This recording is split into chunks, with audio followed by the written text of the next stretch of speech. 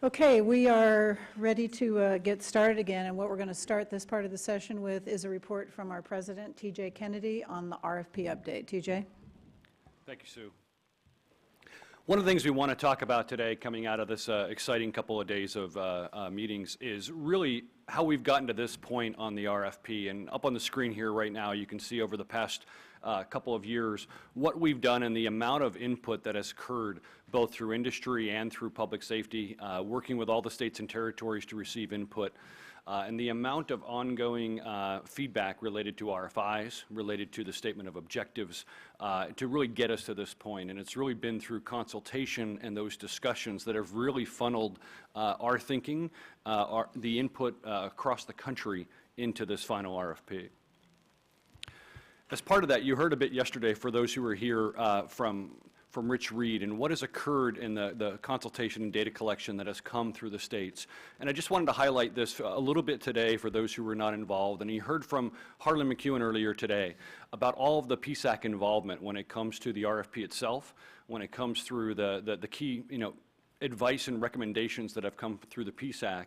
And a great example was the state of Texas, and having Todd Early up here earlier, and the amount of work that every state has done to go out and make sure that they've engaged public safety agencies across their state, receive from them what kinds of 911 calls do they have, where are their responses, what kinds of key coverage is needed and capacity that's needed to make them successful in their roles. That's what's come into FirstNet. That's what's going to be a part of the reading room related to this final RFP.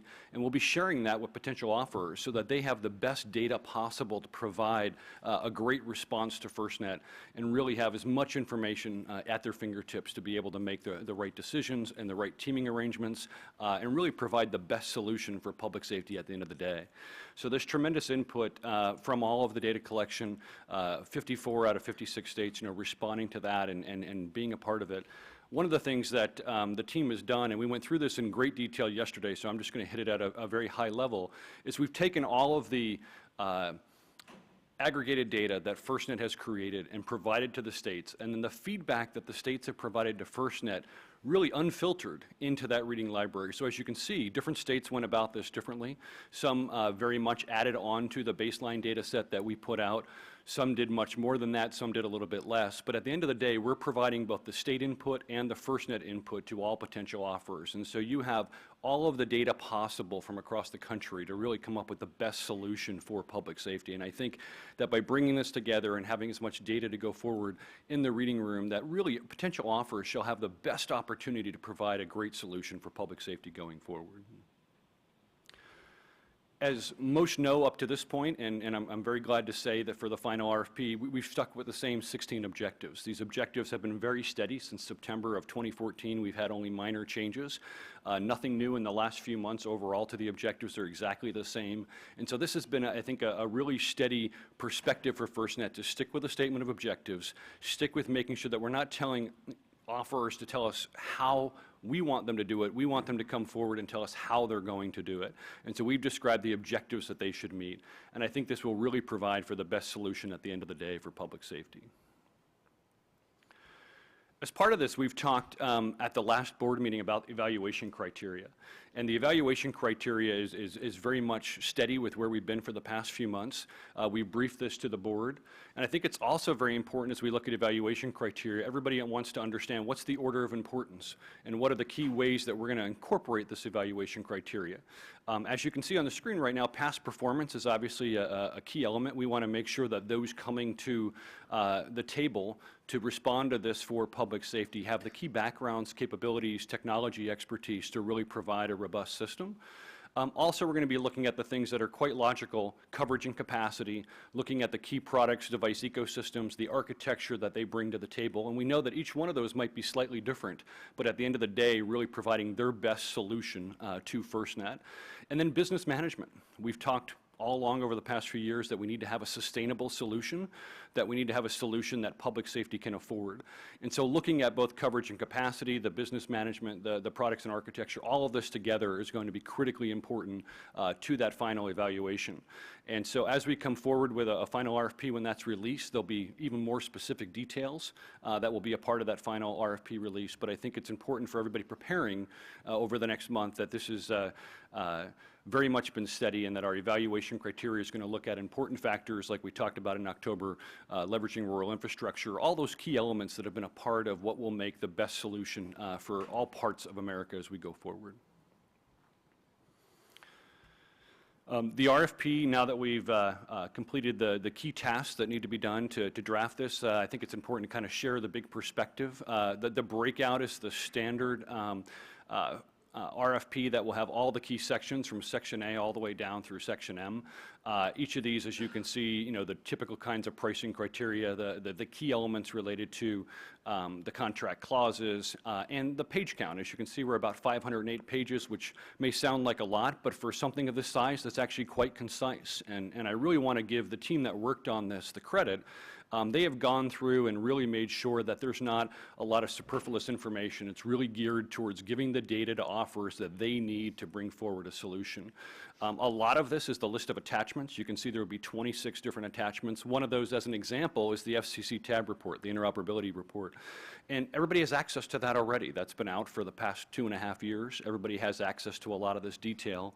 And the draft RFP documents that we put out last year were the majority of these documents that are on this screen. So many of you have seen the early draft. We've taken the input from both states, public safety, and industry, and that's what will be coming out in the final RFP. I think it's also important when you look at, key elements, take like pricing. End of the day, that's a 7-page document, very concise, asking for industry to come forward and provide a solution.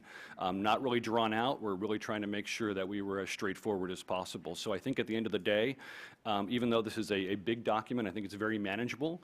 And we'll also be looking at page count for the responses so that we have very manageable responses coming back. And as you know, Sue, with anybody, if they can get their point across, they'll be able to get that concise and bring that forward. And so we believe industry is ready to do that.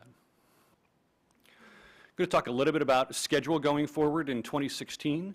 After we release the RFP, we expect we'll have about 3 weeks to have everybody read and digest that RFP. We'll have a good release to the public, answer any kind of key questions, get those questions in.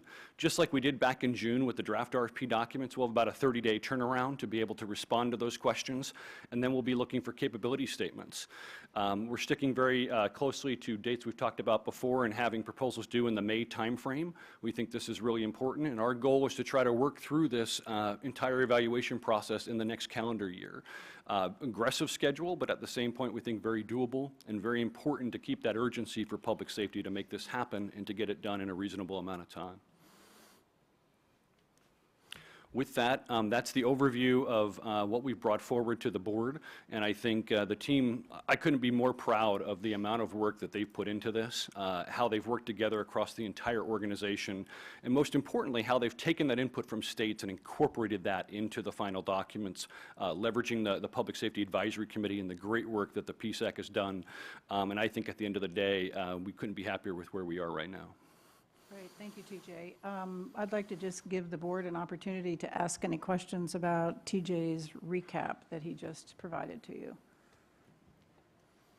I have one question for you. You used a word, and I think you talked about it's a standard package, and I would just like to comment that you said it's kind of a standard approach because of the content, but I think it's a very non-standard approach to the RFP. So could you just comment on that just a little bit? Sure. I mean, because we're looking at the public-private partnership model, and because we've gone with a statement of objectives, we have not been overly prescriptive. A lot of other RFPs that you might see of this size would have, over 10,000 requirements and some very detailed ways to respond to each and every item. We very much have stayed with where we've been all along with a statement of objectives. We're not telling industry how to go ahead and respond to it. We're telling them the outcomes that we're looking for. And so that's very non-standard, and we've been able to layer it into the typical standard different sections, but the actual RFP that people will read, I think, will be very refreshing and different than what they've probably done before. And just comment, because we talked yesterday about a lot of the vendor interaction we've had. You and Mike have talked about that, and I know we've had a lot of that. What is their reaction? Because it is kind of a very unique approach from what is typical, I think, for this kind of RFP. What's been their feedback? I think it's been refreshing to many of them that We've been very open to different ways of addressing the problem, understanding that each of them comes with a different set of assets or synergy that they may have to respond to this solution. I think that we've been very open to suggestions and very transparent in the way that we've gone out to industry with our industry days, as well as the ability for them to come and meet with the FirstNet team. And we're very glad that we've been able to take that input in and try to make this as friendly as possible to come up with a partnership that's going to be successful for public safety at the end of the day. Mike, anything you'd add to that? Because I know you've had a lot of interactions since you've been on board. No, I think what we've done over the last 6 months especially is react to make this as user-friendly as possible, yet get the offers to come forward with those solutions that we really can evaluate to make the best informed decision on behalf of public safety. I think industry will react very favorably to this. As TJ pointed out, this is going to be, we have purposely limited the amount of pages, and we're also, so that it's not a, 4,000-page thing that the offers are trying to shred and discern what we really meant by and those types of things that sometimes typically happens, unfortunately. We think we've done a very good job, and we hope that once the industry does get a chance to review this, that it'll be readily apparent that we have been sticking to what we've been saying all along. Neil, I know you want to say something about timing. You want to turn your... Yeah, I'd like to just, on the timing, I think it's been a great job to get it out on time, and so pretty aggressive. And I would like, on the proposed evaluation, if there's any way, we can shorten that time frame, if possible. No, I appreciate that. And just so folks know, when they're looking at this timeline that's up on the screen now, I mean, we believe this is a most likely timeline, certainly where we are able to gain time and do things quicker. We're certainly going to be working very hard to do that. Right, I think as we open the meeting, as the events of the world are evolving, I think this becomes ever more urgent. So obviously, I think the team obviously needs to do whatever is possible to move the process along, and I know you understand that, TJ. But Neil, I just wanted to make sure you had the opportunity to voice that, because I know you feel pretty strongly about it. But like you say, with the events of the world, anything we can do to move this up and get this technology and this network in the hands of first responders, the better it's going to be for everyone. we will certainly make the commitment to try to accelerate the evaluation period, but we will not accelerate the due date on when that does come out, so that industry isn't all of a sudden has a pop-up where we've accelerated it 30 days on them or something like that. Go ahead. I guess also with the timing and just a feature here that I think adds to the user friendliness of this, and I think is a great idea, and that's the capability statements phase in this. And it's voluntary, but the ability to have offerers submit, have a review, and then have some mid-course corrections, maybe reteaming or whatever, is only going to make for better offers for us and get at what we want in the end. And so I think that's a great idea. Great. Any other comments from anybody before we proceed? I'm going to turn the meeting over to Jason and explain procedurally what we need to go through next to move into the official process of the board meeting. Great. Thank you, Madam Chair. So I just want to walk everybody through the logistics. It'll be a little bit different now to make sure that we're acting in accordance with our governance documents and bylaws. As many of you know, we convened the board committees yesterday who have also considered the issues relating to the RFP. And according to the governance documents, we do need to have a formal recommendation from two of the committees, the Technology Committee and the Finance Committee, prior to the full board considering the RFP.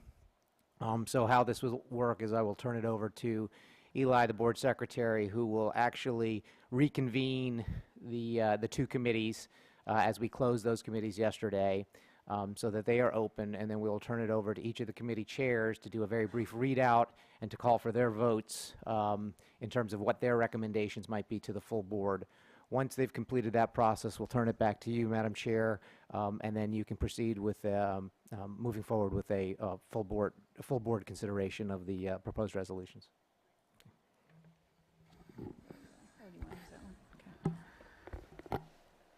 So calling roll, beginning with the Finance Committee. James Douglas. Here. Ed Reynolds. Sue Swenson. Here. Dave Mater. Ed Horowitz. Here. Moving to the Technology Committee. Barry Boniface. Here. Ed Reynolds. Kevin McGinnis. Suzanne Spalding. Here. Chris Burbank. Here. Neil Cox. Here. We have a quorum of both committees. I'll turn it over to the chairs. Did I miss Ed and Dave? They, Okay, I didn't hear them. Okay, I just want to make sure they were there. Great, thanks, you guys. So with that, I guess it's back to the Technology Committee. We had a very robust discussion yesterday amongst the board about a lot of the key tenets of this RFP, and I think it was an important moment for the board to kind of get off their chest any issues or concerns or considerations that they had with respect to this RFP. It also covered some of the key technical interpretations and areas with respect to the RFP. After that robust discussion, I think we all felt good about where things stood, and I think as a committee, we are now prepared to move forward with a vote on our recommendation. thank you. I'll read the operative language of the resolution. Perfect. Now be it resolved that the Technology Committee recommends the board approve the material terms of the proposed RFP and direct management to take all actions necessary to release the RFP in accordance with the principles as presented to the board. So can I get a motion with respect to that approval? So moved. Second. All in favor, say aye. Aye. Aye. Any opposed? Motion passes. I think we're going So- to move on to Governor Douglas. Similarly, the Finance Committee has had a number of opportunities to deliberate on the financial implications of the RFP, the other documents that have been presented for public consideration over the last couple of years. We too had a good discussion yesterday about the steps we're considering now, and the document that is nearly ready for public consumption and response. So I think we're prepared to make a recommendation to the full board, and I'd entertain a motion to that effect. I would move to approve.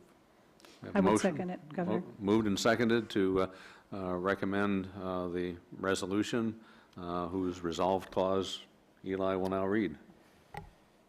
Now therefore be it resolved that the Finance Committee recommends the board approve the material terms of the proposed RFP and direct management to take all actions necessary to release the RFP in accordance with the principles as presented to the board.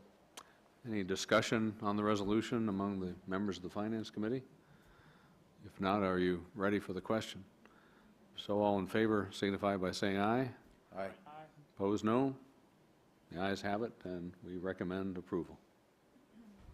Great, so we're at the final point here of the meeting relative to the RFP, and I will just comment that in addition to the very robust discussion we had yesterday, I think it's important for people to know that the board has been very engaged in this effort and this focus for several months. We've had multiple briefings, a lot of dialogue. I think the management team has done an extraordinary job framing these issues, because this is a complex RFP. This is not your run-of-the-mill RFP, and it's taken us months to really absorb the information, to ask questions, ask for clarification, make recommendations on modifications. It's been a very, very intense process, and I think we're at the point where we all feel very good about where we are. And as Barry said, and Governor Douglas, we had good discussion yesterday just to fine-tune some points and make sure that we're all on the same page. And I feel very comfortable telling all of you that I believe we're all on the same page to move forward with this. So with that, I would ask Eli to read the operative portion of the resolution, and then I will ask for the board's motion and approval of the resolution. Thank you, Madam Chair. Now therefore be it resolved that the board hereby approves the material terms of the proposed RFP and directs management to take all actions necessary to release the RFP in accordance with the principles as presented to the board. Do I have a motion to approve this resolution? Suzanne, thank you. Is there a second? Ed, thank you. All those in favor, please signify by saying. Oh, thank you. You can have discussion. I'm so anxious to get this done. I'm really sorry. Mr. Vice Chair, please comment. Is there any discussion? Thank you, Madam Chair.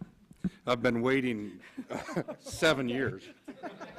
You have. So as I think about, what brought us here, it's important not to forget, how much time and effort went into, making this happen. So I look around the room at people that made substantial contributions. I'm not going to say tirelessly because we were tired. But Harlan probably goes back further than any of us on this topic. I think when he first raised broadband, we were switching out the horses to motorized fire apparatus. I think Dick Murgon and Chuck Dowd and Andy Siebold and many people that I'm missing had a vision that we bring mission-critical public safety broadband to the responders at the street level. And it's good to be at a place where we can do that. And from the inception of the discussions about what it was going to take to do this, we knew it took a few things. We knew it would take the pairing of both money and spectrum, and Congress graciously provided that.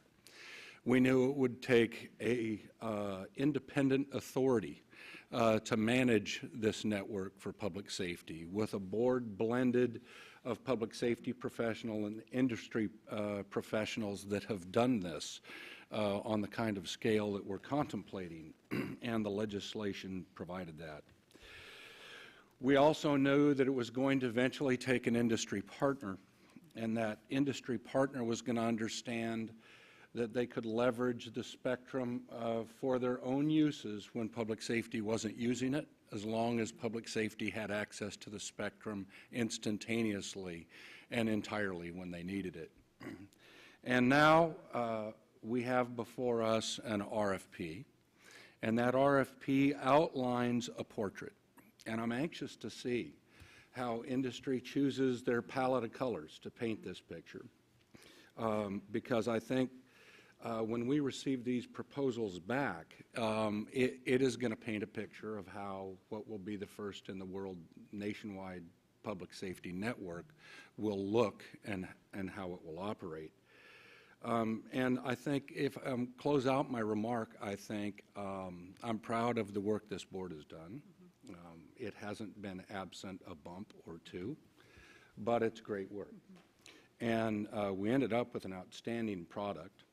And now we're at a place where industry has long been saying, maybe since February 12th of 2012, industry has said, could you please signal when it's time for us to build our team?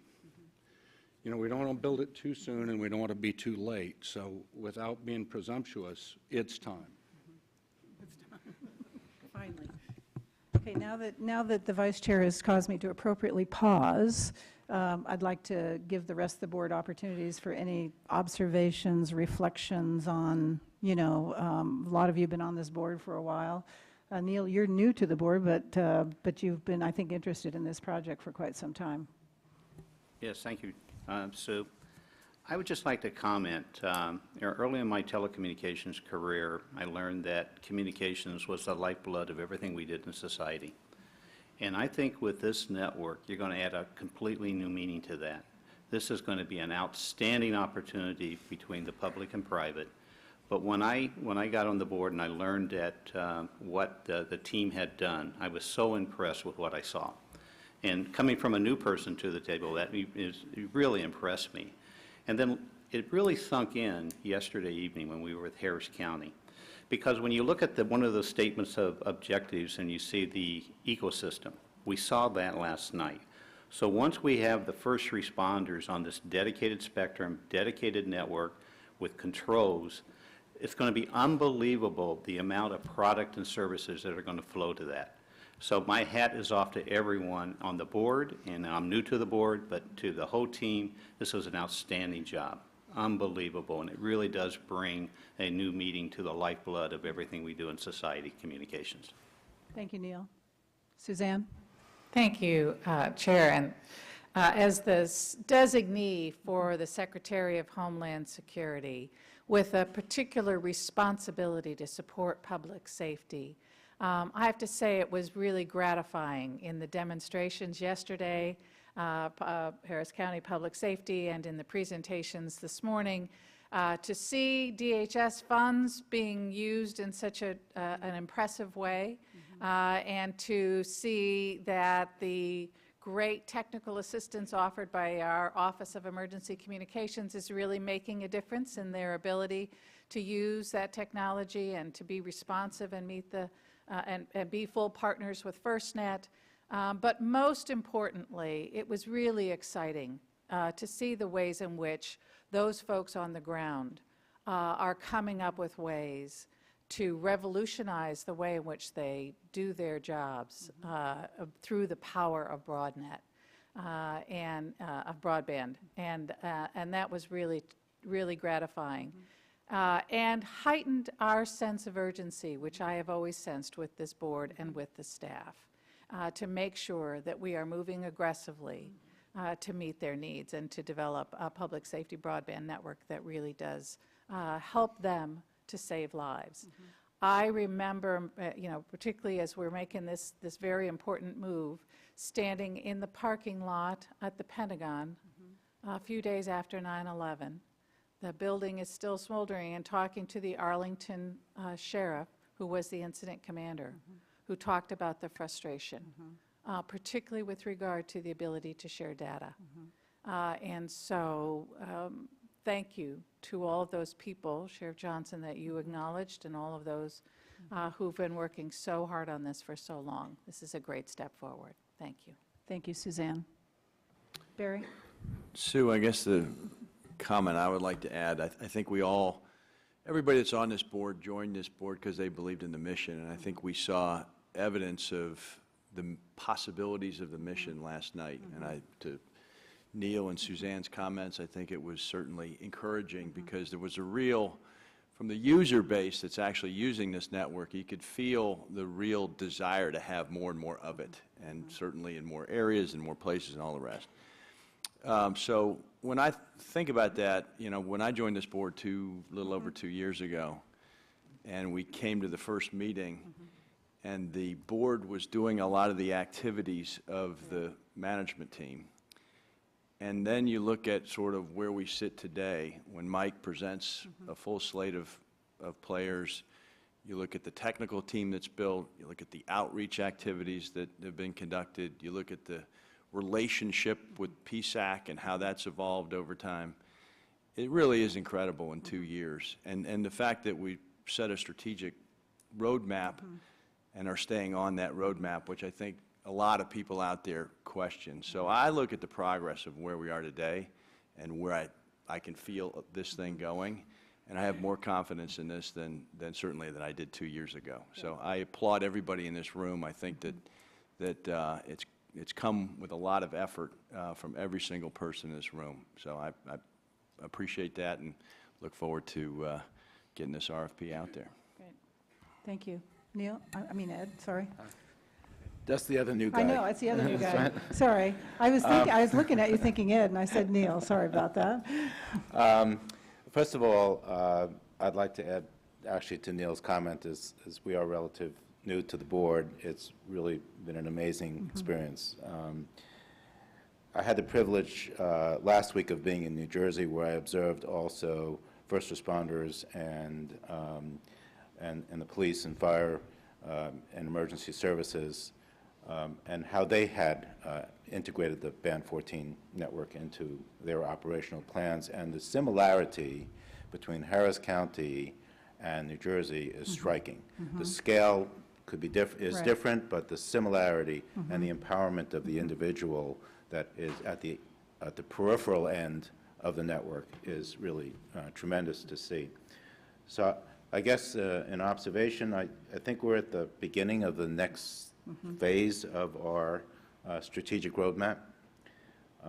There's been a tremendous amount of effort that's gone into the preparation of the RFP. I think anybody who reads it upon its being published will acknowledge that. And I have an expectation that we will get a similar level of effort back from the respondent that has gone in, that will reflect the professionalism that is incorporated into the RFP. And that really we should be very proud of the team, which Mike has taken the acting out of their roles and now made them permanent in their jobs. And I expect that as a board that we'll continue to maintain our level of diligence and efforts as we continue to make this network a reality. So thank you. Thank you, Ed. Appreciate it. Go ahead, Ron. So I'm the designee for the Attorney General of the United States. And the Department of Justice, one of our top priorities, especially for this Attorney General, is to support local, state, and tribal law enforcement. As the Director of the COPS Office, that is my primary mission. I work with local law enforcement every day to try to support them. As a 30-year veteran of law enforcement, let me just say, one, let me thank the board and the work of the groups. I've only been on the board for about 2 years, but the work started well before that, even for the fight for D-Block to begin with. This has been a long battle, and many people at the table have fought this battle, and today we're getting one step closer to where we know we need to be. And so as I think about my mandate to support local law enforcement, today's vote for me on behalf of my experience, my position, and that on behalf of the Attorney General of the United States is really in keeping strongly with our mission. And I would just say it really also solidifies something that's evolving for us in this country. And that is, although policing is primarily local, we cannot ignore, we should not ignore, we have the obligation absolutely not to ignore the national implications that local law enforcement officers play every day, whether they're the front line for our democracy, for our defense, and to be able to equip them with the technology and the support necessary to do their job is not just going to advance 16,000 individual agencies or 20,000 or 30,000 individual fire departments, but us as a nation. And so as you sit on the board, you can get lost in the day-to-day activities, the meetings, the calls, but it's a moment like this that reminds us why we're here. It's a today like today, a vote like today reminds us what we have, as my colleague just said, is the next phase. So there's still a lot of work to be done, but we should pause a moment. And I just really want to give the staff this a pat on the back for a tremendous job to get up and running so fast as a new board, as a new company, if you will, and to create the activity and the outcomes that they've done has been truly amazing. So if I will take a privilege on behalf of local, state, and tribal law enforcement as a 30-year veteran, thank you. Thank the board very much for this commitment. Thank you very much. It's over here. Governor? Madam Chairman, I happen to serve on a group with Governor Kane, and saw him as recently as last week. He, of course, chaired the 9/11 Commission, and I've had the opportunity to mention to him the progress of the FirstNet board, one of the last recommendations that's not been fully addressed, and I can report that he's pleased to hear of the work that we're doing and the fact that this is moving forward. To those of us not accustomed to the pace of federal decision-making, it seems to be a long and perhaps frustrating schedule, but we've seen over the course of the last day and a half the urgency that our leadership team has brought to this task and the importance that they've identified, and I think we're in a good place. We're in a good pace, and I look forward to seeing this a reality very soon. Thank you, Governor. Anybody else want to comment before I make a comment before I take the vote? Let me tell you, for me, first of all, I told you before, it's an honor to be part of this. As Barry said, we joined as industry folks because we believed in the mission very strongly. And I can tell you that that's only strengthened over the time that I've been involved in the board. And I think all of you know that, I was very involved in the development, along with TJ and the team, on the strategic roadmap. And I'd like to reiterate, too, that I'm very proud of the fact that we laid that roadmap out. We kept to the milestones and made the commitments. And I think that's been very important to establish credibility that we mean business here. I mean, when we say we're going to do something, we commit to it and we do it. You probably all also recall my Senate testimony. I'd just like to hearken back to that because I'd all like for us to remember what I said. When asked by one of the senators whether or not this network, and I'll just tell you what was going through my mind as I'm sitting there because it was towards the end of the hearing. The senator said, so do you think this network will be deployed by 2022? And I'm thinking to myself, they say this is 2015, 2022, that's 7 years. I mean, honestly, that went through my mind in a nanosecond. And of course, I think I responded politely to begin with, and then I sat back and said, you know, Senator, if this isn't deployed by 2022, we should all be shot. And I meant all of us. I mean, Ron, to your point, this is about the country. This isn't about FirstNet. This isn't about Congress independently. It's not about DHS, DOJ, OMB, you know, all these independent groups. It's about all of us in this room, all of us who are watching. We all have a responsibility to make this happen. So let me say it again. If this network is not deployed by 2022, we should all be shot. On that note, I'd like to ask for a motion. What's that, Ed? By the weapon of our choice. Yes, by the weapon of your choice. Yeah, and Ron can help you. Oh, okay, I have the motion. See, I'm just so excited about this. I have the motion. Let's just call for the vote. All those in favor of the resolution, please signify by saying aye. Aye. Aye. All those opposed, same sign. Any abstentions or objections? We have passed the resolution, and I'm very excited. Congratulations.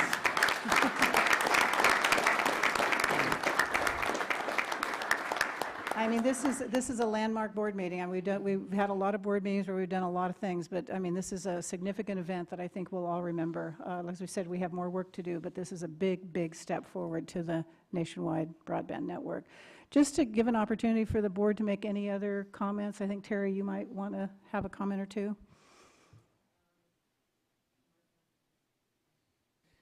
We're struggling with the mic here. Sue, thank you. I know that everybody's made a lot of comments, but I just wanted to make sure that I acknowledge.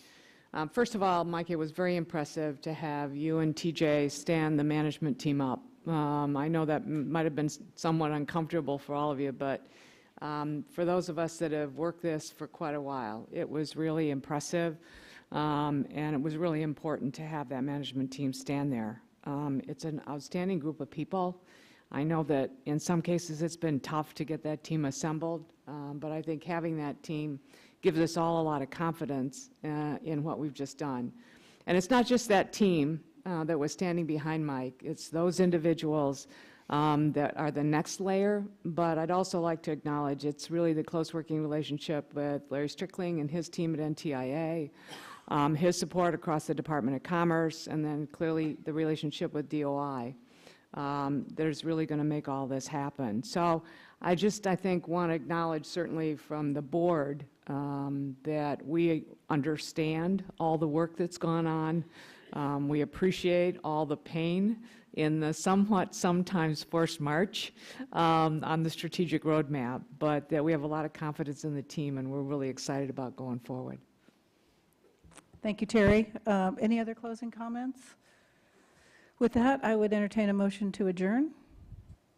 Thank you, Terry. Oh, I'm sorry. Do you want to say something, Mike?